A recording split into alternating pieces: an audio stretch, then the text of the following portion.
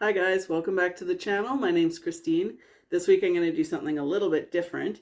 I'm going to talk about the new Superman movie, which I absolutely loved. I thought it was so much fun. Um, I wasn't sure if I was gonna like the new Superman or not. The trailer looked good, but they always look good, you know? I wasn't sure whether I trusted James Gunn or not, just because some of his movies I've really enjoyed. Like Slither, I really liked. I enjoyed the body horror of that. I like Suicide Squad. I thought he did a really good job as opposed to the Suicide Squad, which was terrible. So there's that, but then there's also Guardians of the Galaxy, which I know a lot of people like, but I did not. So I wasn't sure if he was going to do a good job with Superman or not. So yeah, when I heard he was directing it, I'm like, okay, this could either go really wrong or really good. And fortunately, for me anyway, it went really, really good. I think the reason I like it so much is because it is so hopeful and there's a level of joy to it that I just haven't seen in a really long time. Now, I have to admit, I haven't seen very many superhero movies lately because they're just kind of all the same. I enjoy superheroes. I enjoy reading comic books, but I don't love superhero movies because they just kind of tend to follow a formula and it gets really boring. So for a long time there, I was like, unless you're going to do something new with the genre, I'm not going to waste my time because I know it's just going to be yet another Marvel's movie, which is just a little bit less good than the last one and less good and less good and less good. And so I haven't seen any movies, superhero movies in quite a while. I did see Deadpool versus Wolverine, and yeah, like it's fine, but you know, there's only so much snark I can take in one sitting.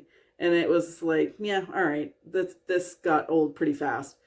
And I'm trying to think, like, I did really enjoy Logan because, again, like, you're taking a superhero concept and putting it out on its head with, like, okay, well, what happens when Magneto ages? That's very dangerous. So I like the idea of doing something new. This is not exactly doing anything new, although there were some new methods in it that I loved. So to start at the beginning, when the movie opens, Superman has just got his ass kicked and there's no origin story. And I have to say, I really appreciated that. We all know the Superman origin story. We all know that he comes from a distant planet and he landed here on Earth in Kansas. He was raised on a farm with Ma and Pa Kent, and then he moved to the big city to become a reporter. We all know that. Like, we don't need to rehash it again and again and again and again. So the idea of starting out the movie where Superman is already here, he's already been working for quite some time, there are other metahumans, this is nothing new to this world. I loved that. I thought that was such a great call to make. I heard that James Gunn was inspired by the title crawl at the beginning of Star Wars. Like, we don't need to show all of this. Let's just start the movie right here. And I really like that. I thought that was such a good call because then you're not wasting any time with stuff like establishing stuff that we all already know. So I really like that. I love how positive Superman is in this movie. And that might sound weird because, like, yeah, of course he's positive. He's Superman. But honestly, and maybe I'm just talking about Zack Snyder movies in particular, there's this real need lately to make superheroes gritty and intense. And it's like, I feel like part of the reason for that is that they think the only way to be taken seriously is for everybody to have a dark backstory. And it's like, yeah, no.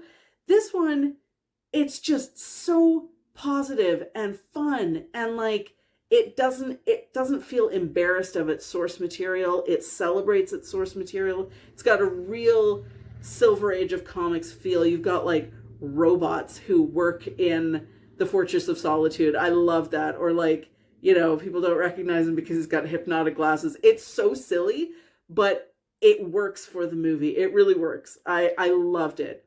The other thing that I loved about this movie is that the supporting characters were every bit as good as Superman. Like, Jimmy Olsen was great, and Lois Lane was fantastic because, she's a reporter, and like, it's established that they're already dating when the movie starts, and so they've already been together for a while. She knows his secret identity, but when he agrees at the beginning to let her interview him, she does not go easy on him. And I like that because she's doing her job. It's not that she disagrees with him, but it's her job to ask him hard questions. And when the movie starts, he has stepped in and stopped a war in a foreign country. And then, so of course, there's implications of that with the government and global implications and all the rest of it. And of course, we have Lex Luthor, who's in the background, who is, he's fanning the flames of the government's distrust of Superman's motives. And then he gets, I don't want to give away too many spoilers, but essentially he finds out something that he releases to the public about Superman, which on one hand erodes Superman's sense of self, and then makes the rest of the people not trust Superman. Now, when I was watching it at first, my knee-jerk reaction was, people wouldn't turn against Superman that quickly. And then I remembered what the world is like now, and yeah, they probably would. So I thought that was like true to life, and I really, oh God, I felt so bad for him. So you've got Lex Luthor, who's kind of obviously pulling the strings in the background, and he's able to use it as an excuse to have Superman arrested. And unbeknownst to everyone, Lex has a pocket universe where he keeps, among other people, that's where he imprisons Superman. So that's your basic plot line going on.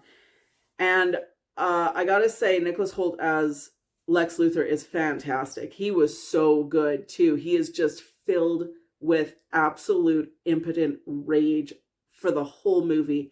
He was really fun to hate. Like, I didn't see any of the ones with Jesse Eisenberg as Lex Luthor because I cannot stand Jesse Eisenberg as an actor. Sorry. So that, I was just really happy to have a Lex that I could love to hate, He's so fun. Like, yeah, Nicholas Hoult is a bit younger than I picture Lex Luthor being, but that's fine. I don't care. He was so good in the role, and he was absolutely chewing the scenery. He was having a great time. I was having a great time watching him. I really liked his performance. We also have some other metahumans in the background, sort of as side characters.